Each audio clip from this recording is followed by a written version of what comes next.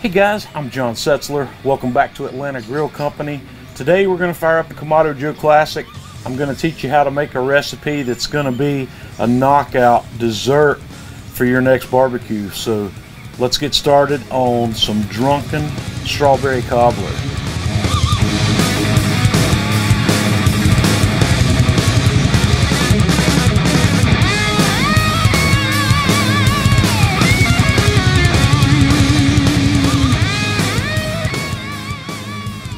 We're going to get this particular party started in advance here. I've got 3 to 4 cups of strawberries that I've cut the tops off of and quartered. And I'm just going to dump these guys in one of my vacuum sealer bags and get those all down in there.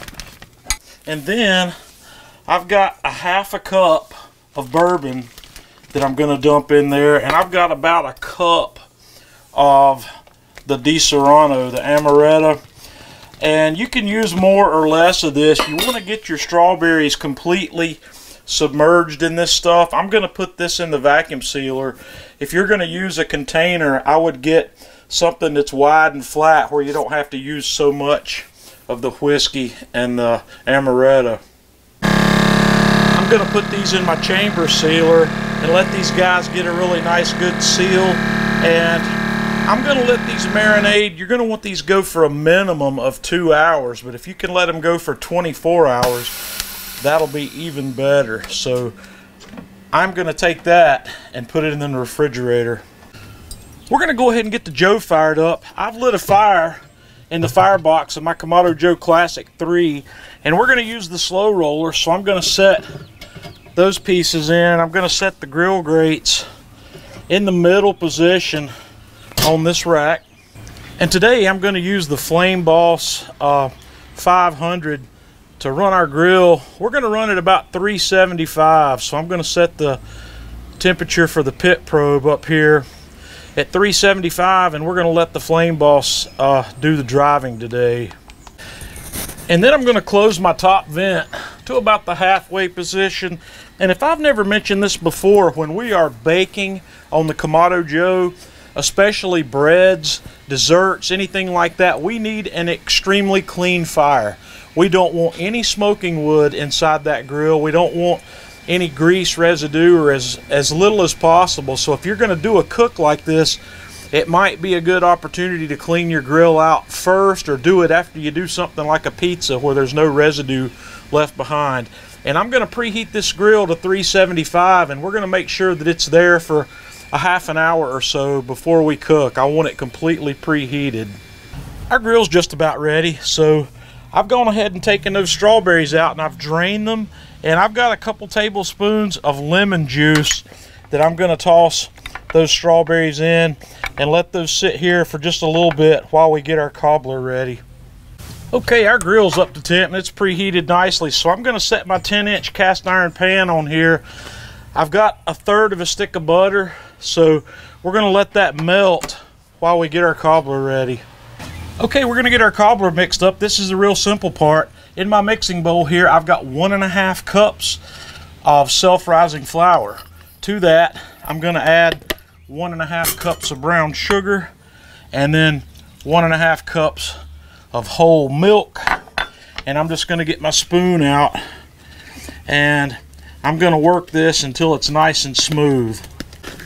And that one comes together, looks about like that. I'm going to set it aside. If it's got a few little lumps in there, that's okay. Now I've got my iron pan back out with that melted butter in it. The next step we're going to do, we're just going to dump in all of our cobbler mixture. And then we're going to put our strawberries in. And I'm just going to kind of drop these in on top of this and try to get them to spread out as evenly as possible. That looks pretty good right there.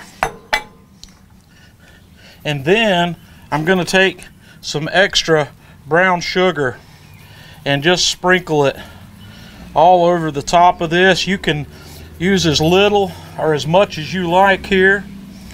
And then we'll just take this back to the grill. So I'm going to pop the grill back open.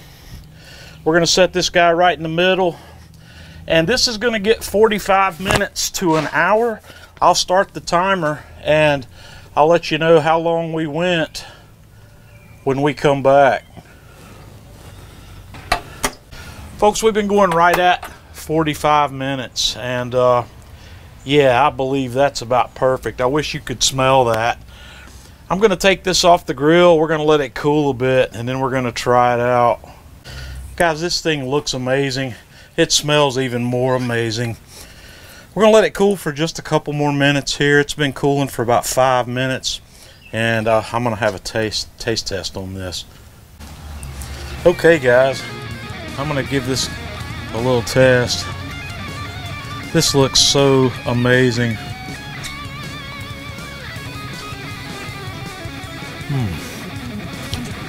Guys, that's absolutely delicious.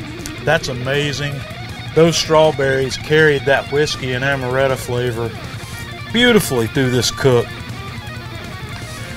You're going to have to give this a try, and once again, you can leave the booze out of this if you want to, or you can change the fruit. You can use whatever fruit combination you might like in this, but this is a great go-to easy cobbler recipe that you can put on the dinner table at any meal. So give this a try and let me know what you think. Until next time, this is John Setzler with Atlanta Grill Company.